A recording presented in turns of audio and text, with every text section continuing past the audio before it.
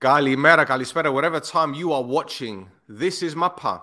I'm Stel, and the gentleman to my left on the screen is to your right. Well, how can I describe this guy? He's a youngster, so he's younger than me. So anyone that's younger than me is a youngster. Shall we say a champion? Shall we say a guy that scored goals for club and country?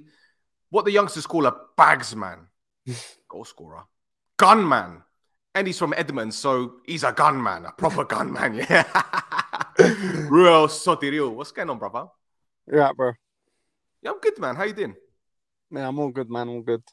You ready for the new season, or you just get into pre-season now? Yeah, I've been running. It's been tough, but got to get through it, innit?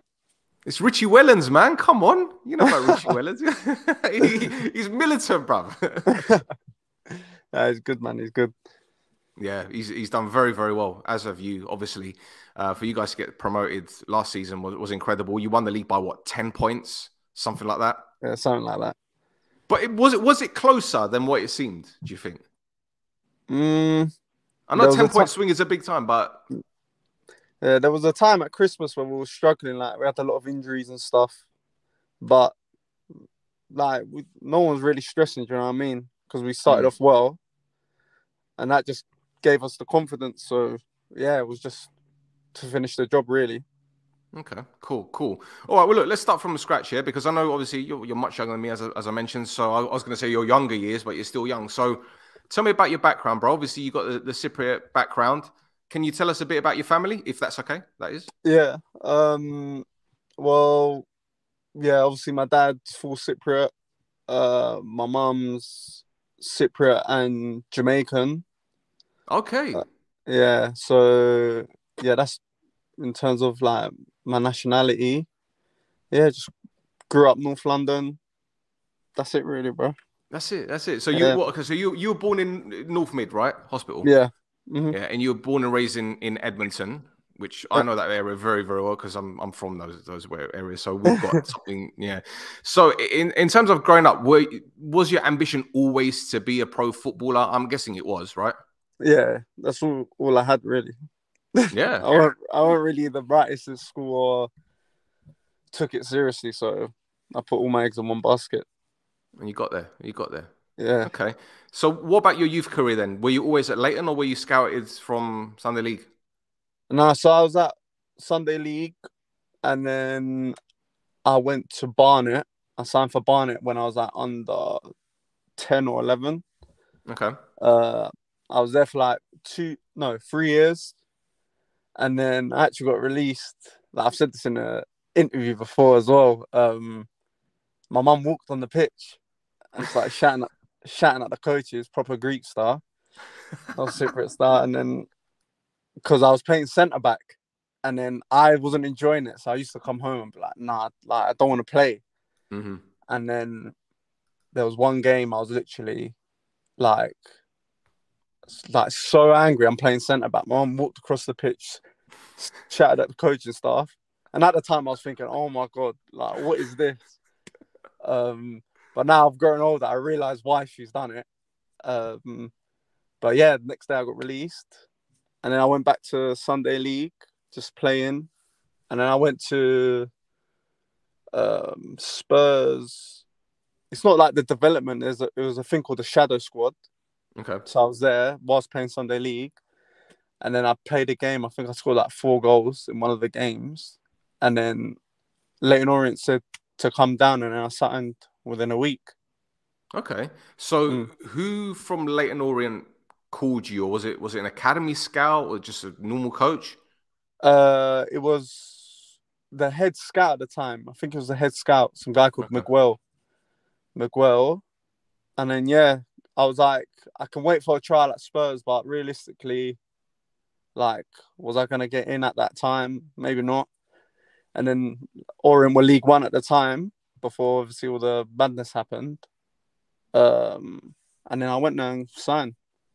Okay. So in terms of you believing you weren't going to get a shot at Spurs, was that, do you think subconsciously it was because of what happened with Barnet that your confidence was low, or you just felt that, Spurs are different level?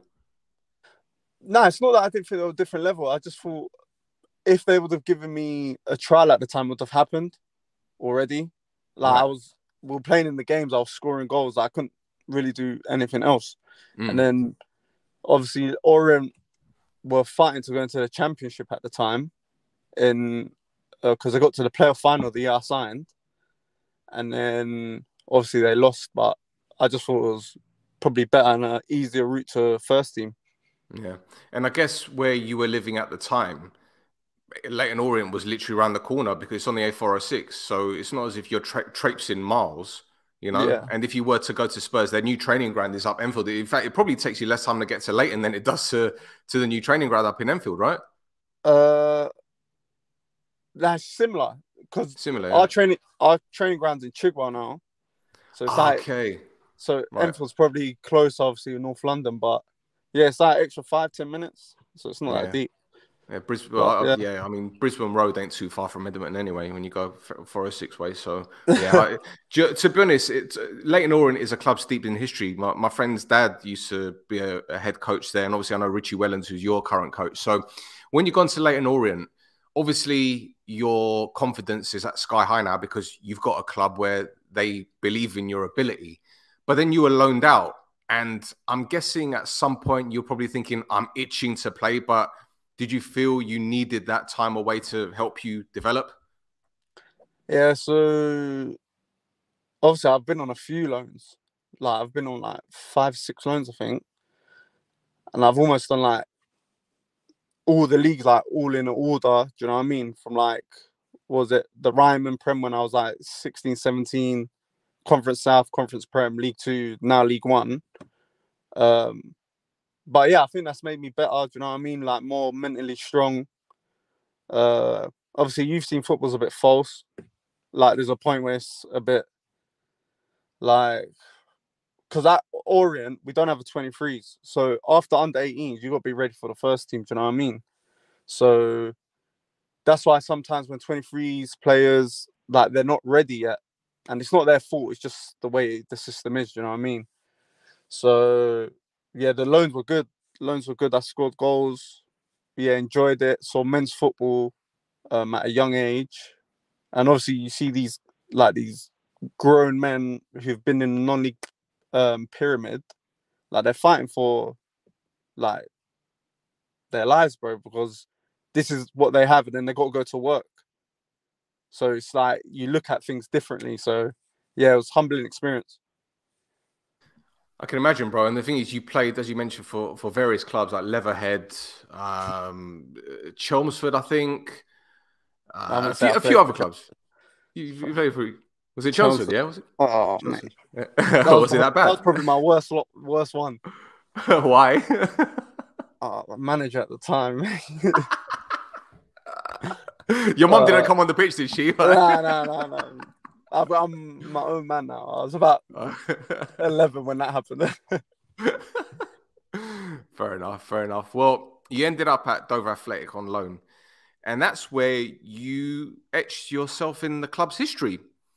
And for the benefit of our listeners or viewers, Ruel here scored a goal for Dover Athletic against Southend United. Sol Campbell's Southend United, mind. knocked them out of the FA Cup. I think you made a lot of those fans very happy, and they got stories to tell their grandchildren. Can you tell us about that experience, bro?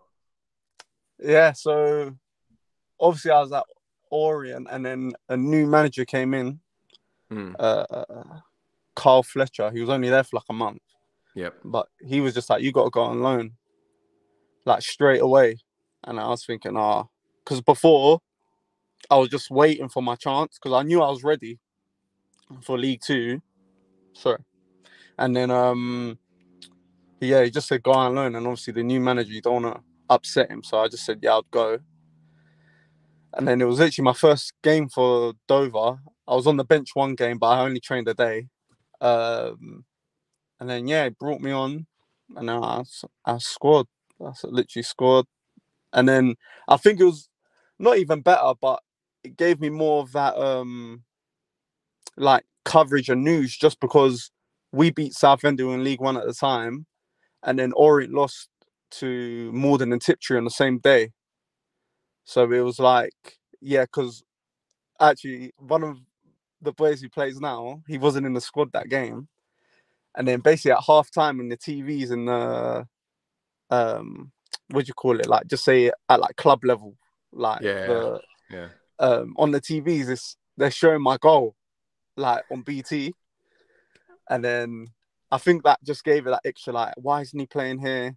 And like obviously you don't want Orient to lose, but it's just like things happen for a reason. Oh, of course. Then yeah, that's where it all started. Really, I came back to Orient and started scoring goals. Well, this is the thing, right? I don't think you regret any moment of your loans because it's character building, isn't it? Whether it be playing against, big grown men, or even just seeing how the leagues work in terms of how people are paid, how certain people are treated, the atmospheres are great, the pitches. But if my memory serves me correct, you got your under-21 call-up for the Cypriot national team while you were on loan at another club. Is that right? Or were you at Leyton playing with the squad? I went to under-17s at Orient. Right. And then when I was at Dover, I got my first under-21 call-up. Right. Okay. Yeah. So can you tell me how this process works? Because we've interviewed a Watford goalkeeper, Gerolemou, and he's half Italian, half Cypriot, 17 years old, and he wants to play for the national team, but he had to contact the Cypriot FA himself. How did it happen with you?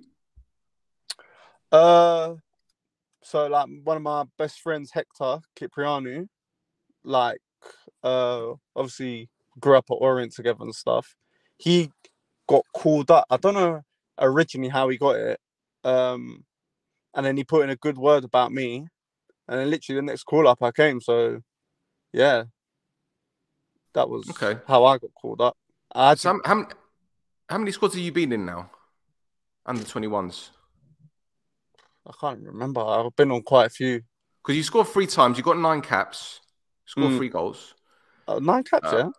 I think so. I thought it was a bit less than that. Have you got the actual caps as well? Or did they give you did they give you Shiftaliers instead or something? Did they give you just like Halumya? Yeah, Halumya. But they give us like a little badge of the country we play against. Oh, okay. It's something. Yeah. It's something. Yeah, something. I guess. Yeah. What was that experience like then? Knowing that obviously your Cypriot background, was that a proud moment for you and the family? Yeah, it was good. It was good because obviously you play against like players like we play Portugal and Holland. You're seeing players play Champions League. Like, do you know what I mean? And you want to see like what they're really like coming up against.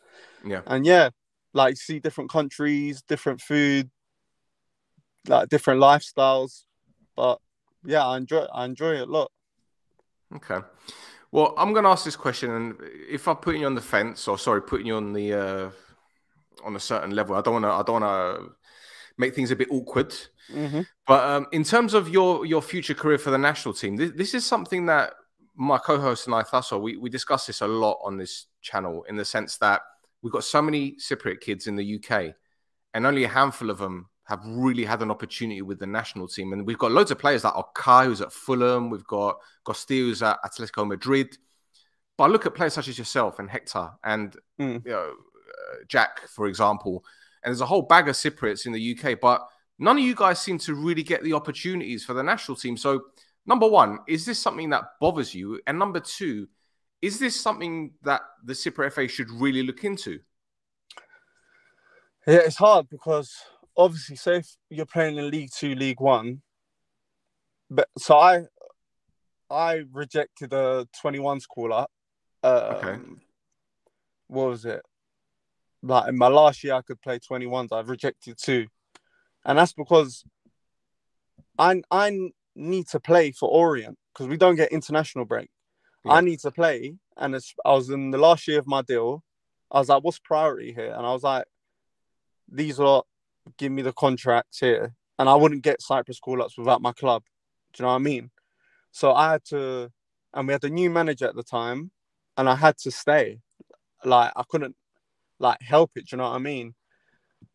It's hard because if I got first team call up, I'd go. But I do feel like we need more of a fair shot. Not because we think we're better than everyone, do you know what I mean? But it's just like the Cyprus national team. How can I put this? It's like It's not that good. I'll say it. yeah, It's not like that good. There's a lot of good players, but in total, they're not. They're yeah, not a unit.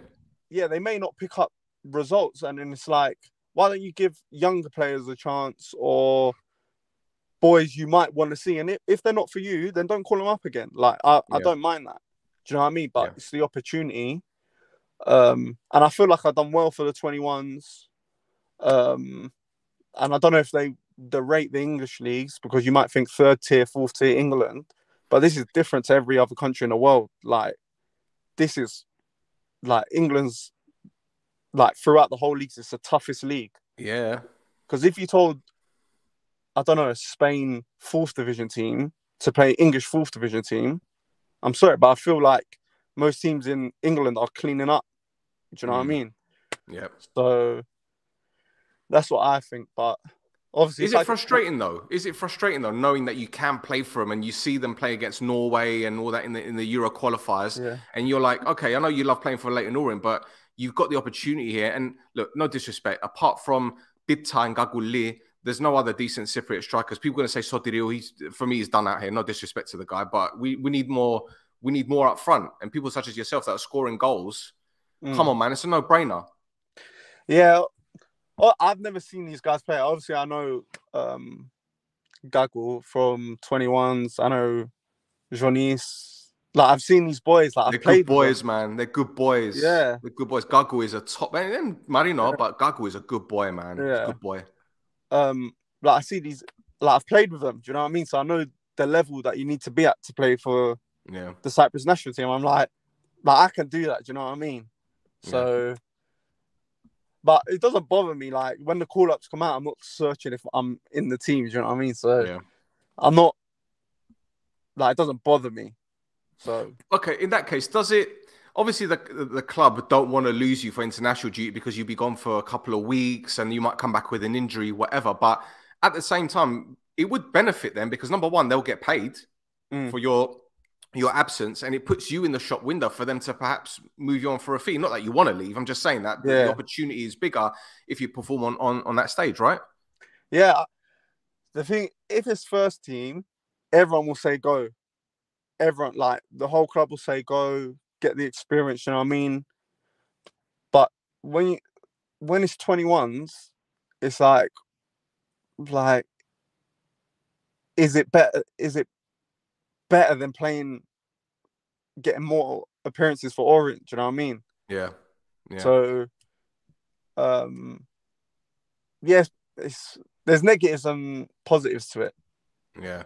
But see, the thing is, I sorry to cut you off there, but I see, for me, there's a big difference between the mentality of the British Cypriots and the Cypriots out in Cyprus, in the sense that a lot of the Cypriots in Cyprus would love to play for the under-21s because obviously that gives them that level. Whereas, no disrespect to the U21s or whatever, but you playing League One, possibly FA Cup, possibly, obviously the games in the Carabao Cup where you could face potentially Man United, you could face a Liverpool. There are levels here, bruv. So on the one hand, I'm thinking, right, these guys might be thinking, oh, well, he's from the UK. He doesn't give a shit about our national team because he doesn't want to play for us. But on the other hand, you're like, well, do I want to sacrifice a potential injury when I could be playing against X amount? I mean, you're playing decent teams next season, especially in League One, bro. Yeah. Especially in League One. Obviously, I'm proud to play for my country, but I don't know whether it's the English mindset. 21s, if you had the opportunity to play 21s or first team, it's a no-brainer, and I think it's an English thing. Like, because obviously I was born and raised here, but like you have to play games, and 21. If a club's looking and they see you play under 21 appearances, are they going to be bothered? Don't think, unless it's England or Germany or something. But no one's bothered here if you play 21s. You know what I mean? So I just think that's the way it is here. But I enjoy it. Obviously, I love going there. Like, that's it, really. Yeah. And I don't know whether we don't get called up because, like, we're not fluent in Greek. Well, see, that's the other thing. That's the other thing. Like, none of us are Greek boys are fluent in Greek. But if someone said to me something in Greek, I understand. Do you know what I mean? Yeah. But I can't, like, articulate it the way that you want to. Yeah. Yeah. So I don't know whether that's the thing, but I don't know, man. What do you know? What this is something that, again, I've kind of had a bit of a disadvantage when it comes to doing these podcasts, because obviously I've got an Omonia podcast. That's my team, as you can see. That's my team, yeah. And I do an English podcast on Omonia. It's all in English, so you can see it. I'll send you the link later. So I've had people saying to me, "Oh, why aren't you doing it in Greek?" And it's like, well, I can speak Greek, but the thing is, number one, I don't want to, not because I'm a disrespect. The fact is, you get a wider audience when you do it in English. If you do it in Greek, then you just keep it within that, that community. Yeah. Whereas if you do it in English, it's casting it wider. But it works to a disadvantage because there's this element of not snobbery, but it's like, well, you're a Charlie, so you're not one of us. So I get what you're saying. Perhaps you guys feel that when you can't communicate as well as you'd like to, you might feel that's a disadvantage. Although what I will say, as you know, people like Kakoullis, people like Loizo, obviously, he's in the full team, but there's other boys in that under 21s that speak English and Greek. And I think perhaps it's just a lack of communication, in the sense that, not that you can't communicate, but it's like you guys haven't had that conversation to say, listen, is there a problem with this? Is there a problem, or can we work around it? I think both sets aren't sure how to approach it. It's kind of like a taboo subject, which is weird. Yeah. But even when I was in the 21s, like, some things what the boy said I'd understand. Obviously, some things I don't.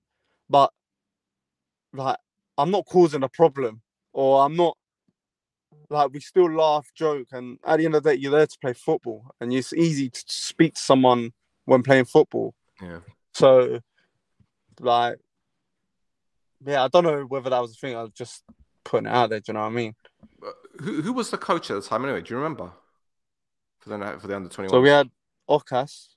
Kaz, okay. Yeah. Right. He's at Arnothosi now, okay. As manager? No, I think he's part of the coaching staff. Oh. Part of the coaching staff, yeah. We had Savas. I forgot his surname. Okay. And then we had there was an older guy. Yeah. Don't worry about it. Don't worry. But he was a football maniac. He used to go to Italy and watch. The boys were telling me he used to go and watch Italian, like, Serie A teams, but he used to go up there in the mountains with his binoculars and just watch the training sessions. Brilliant. I was thinking, this guy's, like, you got to love football to do that. Brilliant. So when you got called up to the 21s, I mean, the squads that you've been in, who you mentioned, Gago and Marino, which other players did you get on with? Or do you get on with? Sorry, do you get on with? Christos Shellys. Yep. Gerolemou. I don't know if you know. Yeah, Gerolemou, yeah. Sergiou, the right back. He's doing well for Salamina, man. He's doing really well at Salamina. Yeah. Nicolaou, left back. I think he was at Salamina as well, wasn't he? Yep.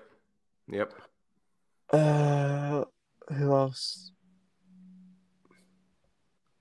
I know Pavlo. What? Pavlo, yeah. Correra, yeah. Adoni? Andoni who? Adoni. His surname's Adoni. Centre back. Nah, I can't remember. Okay. Spogliaric? Oh, centre mid.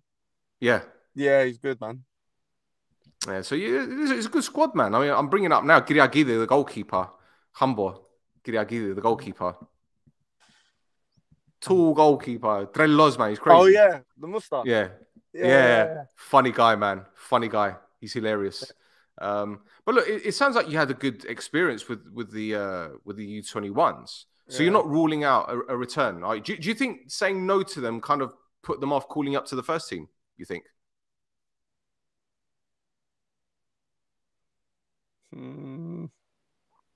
Do you think you Maybe hurt they their took it in the feelings? wrong way. They maybe thought, who's this guy saying no? Do you know what I mean? Yeah. But I didn't mean it like that. Yeah. But yeah, I don't know what else I can do. Do you know what I mean? I scored goals, like I won the league, but I'm not gonna hold a grudge. No, of course not. But I'm just like, because what I want to do, get it out there to the people in Cyprus, because whenever we do a podcast with a Chalui, whenever we do a podcast, I've got a friend that likes to put a piece in his on his website, and we want to get more attention to the British Cypriots and obviously the Australian Cypriots, because I'm doing projects with people out there as well. And I think obviously our community, I'm just going to say it, we're not as tight as what we should be, bro. We ain't. You know, no disrespect. Look, you know the ends, right? North London, Turkish people are connected together. They're tight. Jewish people are the same. But for some reason, the Cypriots, I don't know what it is. I'm just trying to do something with football and get more exposure to people such as yourself and other young Cypriots that perhaps want a pathway. You know, we've seen loads of Cypriots go to different academies. We've got one at Brighton, we've got one at West Ham, we've got a couple at Arsenal. Come on, man. Like, it's a no-brainer, right? Yeah, 100%. 100%. I don't know. I think Cypriot people here are just, don't know. Just difficult. More with it. Yeah, like, and judgy. Yeah. Yes. Yes, Judgy, here bro. we go. And it's like, come on, mate. Like, we're all living in the same area in North London. Like, we're all the probably same. related in some way. Probably related in some way. Yeah. And people just think they're better than everyone else, but I'm not bothered, man. As long as you got your family, man, nothing else matters. Absolutely. But yeah, I just think, that's it. No worries. All right. Well, let's move on very quickly, because I'll taken almost half an hour of your time, bro. I'm not gonna take any more. Bro. You might want to go to the gym again. You know what are you pushing now anyway? You doing weights? I had the nose up. Yeah, so I can't lift heavy weights for like another 2 weeks. So I ain't been lifting nothing. What are you training at the gym then? What are you doing? I just do core, legs, obviously some upper body, like body weight, more stuff, but yeah, nothing crazy. The SNC staff at the club, have they told you that you need to change anything physically? Because obviously you're nimble, and if you put that upper body with the weights, will that slow you down? Are they worried about that? Because you're rapid, bro. Yeah, in Cypriot terms, I'm rapid. Not in, but to be fair, I'm quite stocky, like naturally. Okay. Like my shoulders and my body's like more like square shaped, so I'm naturally strong. So I don't really do weights like that, but yeah, more like core, like stability stuff. What I probably need to improve on. Okay. And as for next season, obviously you guys have got a big season ahead. You've got big clubs in that league as well. You've got Derby, Barnsley, Blackpool, Wigan. These have all been Premier League clubs. Yeah. So you must be relishing it, man. It must be a dream, yeah? Yeah, obviously it's going to be good. Like playing against these bigger teams, but it's not really like they're in the same league as us. Nothing to get fazed by, really, is there? Like, we're all here for a reason, like in this league. So I can tell you got Jamaican blood, man. You're just so calm about everything, man. Brilliant. No, do you know what, mate? To be honest, it's been absolutely incredible talking to you. And as you know, we've been trying to get you on the pod for a while, and you're a busy guy. And I appreciate everything that you've done, taking your time out to do this. And I think it's been an eye opener, especially for me. And I've been doing this for a long time, and I've been fortunate enough to interview a lot of footballers, and just listening to how confident you are in terms of, not just your ability, but whatever's ahead of you. You're like, you know what? Nothing's going to faze me. I'm just going to push through it, and I'm going to fight. And I think it's a testament to you, and it's a testament to obviously your family and your coaching staff, Richie, etc. So I think you're on course for some incredible things. And this season, I want at least 15 goals, bruv. I'm not having less than 15. All comps. I'll give you all comps, yeah? I'll give you try all comps. Well, bro, again, thank you for jumping on. Thank you, everyone, for watching. Give us a follow on social media at This Is Mappa on Twitter and on Instagram. I'm going to put Ruel's Instagram, his Twitter, anything that he wants me to put. I'm going to put it in the description down at the bottom. And we shall be back very, very soon, boys and girls. Adios.